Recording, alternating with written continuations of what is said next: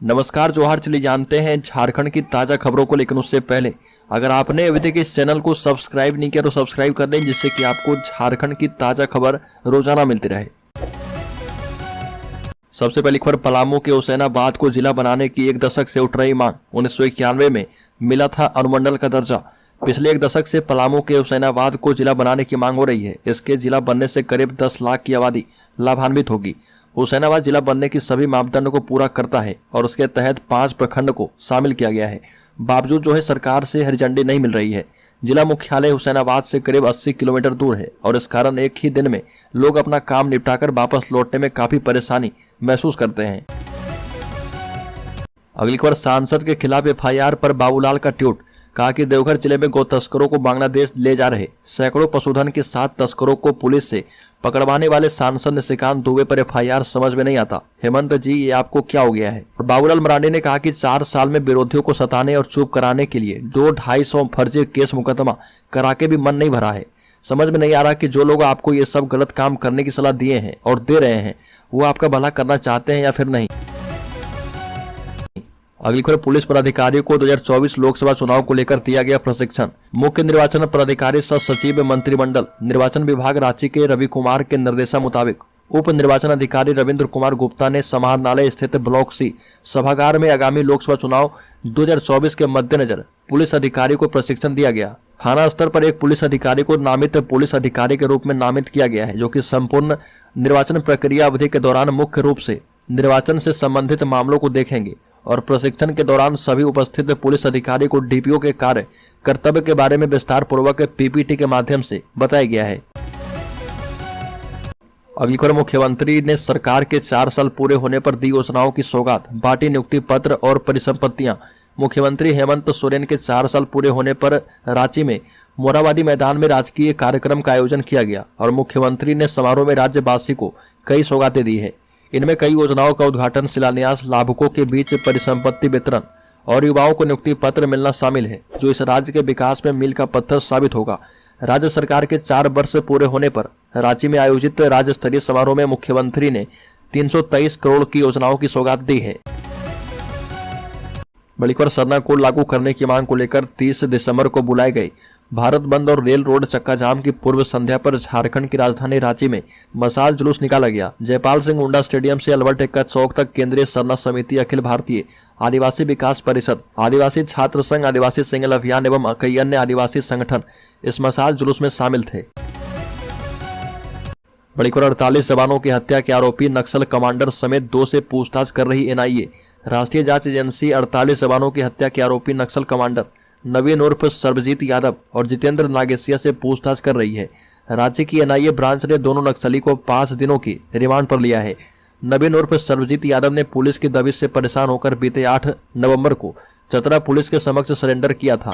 वहीं जितेंद्र नागेसिया ने 17 नवंबर को लातेहार पुलिस के समक्ष सरेंडर किया था। बड़ी खबर, भाजपा के नेता सह पूर्व डीआईजी राजीव रंजन सिंह ने कहा कि 1932 का खतियान झारखंड के युवकों को बांट रहा। भाजपा नेता सह पूर्व डीआईजी राजीव रंजन सिंह ने कहा कि झारखंड सरकार की ओर से 4 वर्षों का कार्यकाल का जश्न मनाया जा रहा, लेकिन जब 4 वर्षों का मूल्यांकन करेंगे तो पाएंगे कि यह सरकार भ्रष्टाचार की गंगोत्री में डूबी है और इसी सरकार के कार्यकाल में 2 प्रशासनिक अधिकारी जेल गए। झारखंड में इन 4 वर्षों में कोयला, बालू, पत्थर, लोहा एवं अन्य खनिज संपदा की धड़ल्ले से चोरी हुई है। राजीव रंजन सिंह ने सर्किट हाउस स्थित अपने संपर्क कार्यालय में आयोजित प्रेस वार्ता में बताया कि यह सरकार नियोजन नीति को उलझा दिया है। जो कि नियोजन नीति बनी थी भाजपा की सरकार में, उसे बदलकर हिंदी, इंग्लिश, भोजपुरी, मगही को हटा दिया है, जबकि हिंदी यहाँ की मूल भाषा है। सभी बच्चे हिंदी में ही मैट्रिक पास किए हैं और यहाँ के बच्चों एवं युवाओं के जीवन के साथ इससे बड़ा खिलवाड़ नहीं हो सकता। उच्च न्यायालय को धन्यवाद देना चाहिए कि उनके फैसले से हिंदी एवं इंग्लिश वापस आ गया। बड़ी खबर, राज्य में ड्रॉप आउट बच्चों की होगी पहचान, राज्य की टीम करेगी आकलन। विभिन्न जिले में ड्रॉप आउट और आउट ऑफ स्कूल बच्चों की पहचान की जाएगी और इसके लिए झारखंड शिक्षा परियोजना परिषद की ओर से आदेश जारी किया गया है। आकलन की जिम्मेदारी जेईपीसी रांची के शोध पदाधिकारी Praveen Kumar Jha, PMO project coordinator Priya और केपीएमजी नेहा जलान को दिया गया है। ड्रॉप आउट बच्चों की पहचान करने के लिए शिशु पंजी अद्यतन कार्य होना है और 22 नवंबर से 31 दिसंबर तक प्रारंभिक कक्षाओं के साथ संचालित सभी सरकारी या सरकारी सहायता प्राप्त विद्यालय के शिशु पंजी अद्यतीकरण कार्य किया जाना है। अगली खबर, पारिवारिक विवाद में आजसू के केंद्रीय सचिव ने अपने छोटे भाई को मारी गोली। बड़ी खबर लोहरदगा से, जहां पर जिले में शहरी क्षेत्र के रघुनंदन लेन में देर रात एक सनसनीखेज घटना सामने आई। घरेलू विवाद में आजसू पार्टी के केंद्रीय सचिव ने अपने चचेरे छोटे भाई को गोली मार दी और घटना के बाद पुलिस मौके पर पहुंचकर आरोपी को गिरफ्तार कर लिया है। घायल को सदर अस्पताल भेजा गया है, जहां पर गंभीर हालत में रिम्स रेफर कर दिया गया है। अगली खबर धनबाद वासियों के लिए अच्छी खबर, खुद आपके घर आएगी सेविकाएं, पिलाई जाएगी विटामिन ए की दवाई। राज्य में मातृ एवं शिशु मृत्यु दर कम करने को लेकर जिला टीकाकरण विभाग की ओर से झारखंड माता एवं शिशु स्वास्थ्य एवं पोषण माह की शुरुआत की गई है। इस दौरान 9 महीने से लेकर 5 वर्ष के बच्चों को विटामिन ए की दवा पिलाई जाएगी। धनबाद में इस उम्र के बीच लगभग 4 लाख बच्चे हैं और civil surgeon doctor Chandrabhanu Pratapgarh ने इस संबंध में सभी सामुदायिक स्वास्थ्य केंद्र को निर्देश दिए हैं। अगली खबर झारखंड में 50 साल वाले आदिवासी और दलित को वृद्धावस्था पेंशन, मुख्यमंत्री हेमंत सोरेन का बड़ा ऐलान। झारखंड सरकार ने वृद्धावस्था पेंशन को लेकर बड़ा फैसला किया है।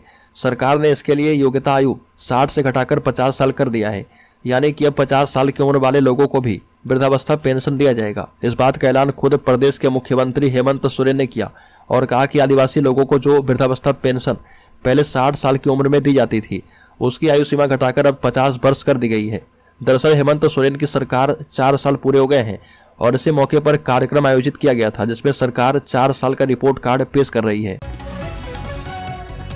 अगली खबर, हेमंत सरकार के 4 साल पूरे होने पर आजसू पार्टी ने जारी किया रिपोर्ट कार्ड। झारखंड के पूर्व उप मुख्यमंत्री सह आजसू पार्टी के अध्यक्ष सुरेश महतो ने कहा कि हेमंत सरकार के 4 वर्षों के कार्यकाल में न तो नियोजन नीति और न ही कोई नीति पर काम हुआ है।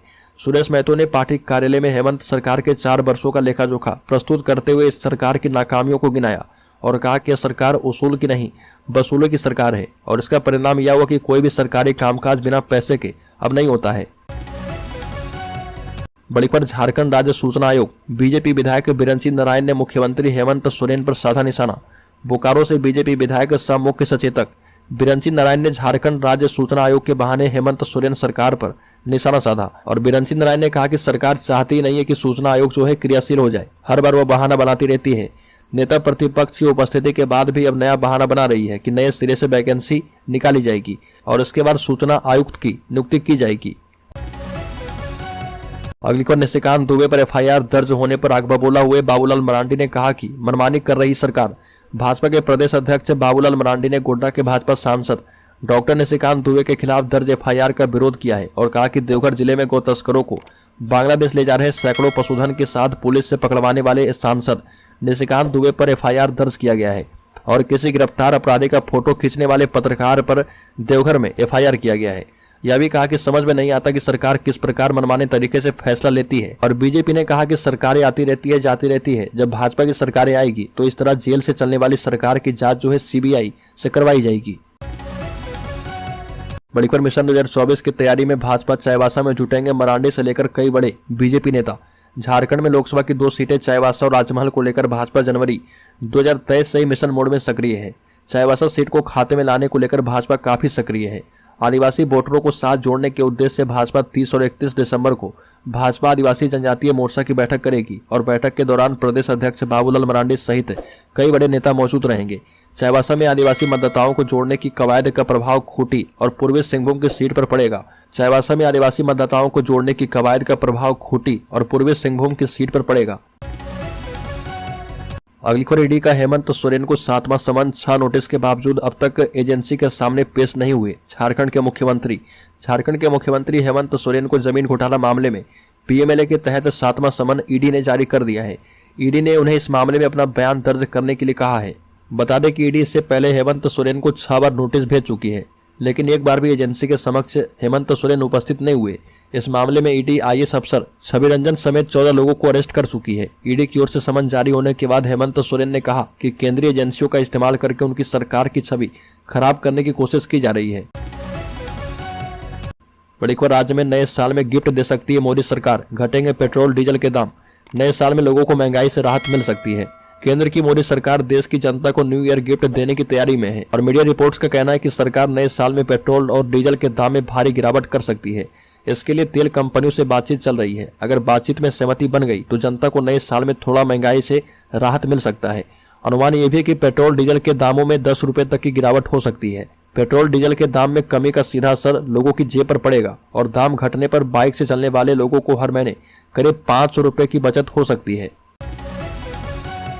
बड़ी खबर, झारखंड में हेमंत सरकार अपनी चौथी वर्षगांठ मना रही है। कार्यक्रम के दौरान मुख्यमंत्री हेमंत सोरेन ने मंच से बड़ा ऐलान किया और मंच से कहा कि मैं घोषणा करना चाहता हूं कि हमारे राज्य में आदिवासी दलित भाई हैं, उन्हें अब 60 वर्ष की उम्र में नहीं बल्कि 50 साल की उम्र में ही पेंशन दे दिया जाएगा। मुख्यमंत्री ने कहा कि 60 साल की उम्र में इन्हें काम नहीं मिलता है। आदिम जनजाति के लोगों के संबंध में कई खबरें छपती है और कैसे संरक्षित किया जाए, सुरक्षित रखा जाए, इसका प्रयास किया जा रहा। मुख्यमंत्री हेमंत सोरेन ने कार्यक्रम में विरोधी पर जमकर निशाना साधा और इस मौके पर केंद्र सरकार से सहयोग नहीं मिलने का जिक्र किया। अगली खबर, झारखंड के गंभीर मरीजों को लेकर जाने वाली एम्बुलेंस के लिए ऑटोमेटिक ग्रीन कॉरिडोर सिस्टम बनाया जाएगा और इसके लिए एम्बुलेंस में जीपीएस लगाकर उसे चौराहे पर लगे सिग्नल और आईटीएम के कैमरे से कनेक्ट किया जाएगा और इसके बाद एम्बुलेंस जैसे ही चौराहे से 100 मीटर दूर रहेगी, सिस्टम एक्टिव होगा और जिधर से एम्बुलेंस आ रही होगी उधर का सिग्नल ग्रीन हो जाएगा। साथ ही एम्बुलेंस के गुजरने तक सिग्नल ग्रीन रहेगा और सिस्टम को लॉन्च करने के लिए नए साल में जमशेदपुर के 5 और रांची में 15 सिग्नल के पास ट्रायल किया गया है और इस पायलट प्रोजेक्ट के सफल होने के बाद इसे उन सभी शहरों में लागू किया जाएगा जहां पर अक्सर जाम की स्थिति रहती है। अगली खबर, राज्य में नए साल का स्वागत बारिश और आसमान में काले बादल कर सकते हैं। मौसम विभाग ने इसे लेकर पहले ही संभावना जाहिर कर दी है। नए साल के आगाज के बाद से ही आसमान में बादल नजर आने की संभावना है और तापमान में गिरावट के भी संकेत दिए गए हैं। 1 जनवरी से ही राजधानी रांची समेत पूरे राज्य में आंशिक बादल छाए रहने और तापमान में गिरावट आ सकती है। मौसम में आए इस बड़े बदलाव की वजह हिमालयी क्षेत्र से आने वाले पश्चिमी विक्षोभ है। झारखंड सहित देश के कई राज्य में इसका असर हो रहा। मौसम में आए इस बदलाव से कनकनी बढ़ेगी और मौसम वैज्ञानिक अभिषेक आनंद ने कहा कि झारखंड में नववर्ष की शुरुआत ठंड और वर्षा से होने की संभावना है। अगली खबर, मुख्यमंत्री हेमंत सोरेन को आखिरी मौका दिया जा रहा। मुख्यमंत्री हेमंत सोरेन को ईडी ने एक और समन जारी किया है और जांच एजेंसी ने समन में लिखा है कि इस बार आपको पीएमएलए की धारा 50 के तहत बयान दर्ज कराने का आखिरी मौका दिया जा रहा। आप खुद तिथि, समय और जगह तय करके बताएं। ईडी के अधिकारी वहीं जाकर पूछताछ करेंगे और इस समन के जवाब के लिए मुख्यमंत्री हेमंत सोरेन को 2 दिन में कार्यालय में लिखित जानकारी देने को कहा गया है। जांच एजेंसी ने समन में लिखा कि वो जानबूझकर इस मामले की जांच से बच रहे और समन की अवहेलना कर रहे। अगर अब जानबूझकर समन की अवहेलना की जाती है तो ईडी के पास पीएमएलए की धारा के तहत उचित कार्रवाई करने का अधिकार है। समन में यह भी कहा गया कि 6 समन जारी करने पर भी आपकी ओर से निराधार कारण बताया गया और आप ईडी कार्यालय में उपस्थित नहीं हुए। इस वजह से अनुसंधान में बाधाएं आ रही है।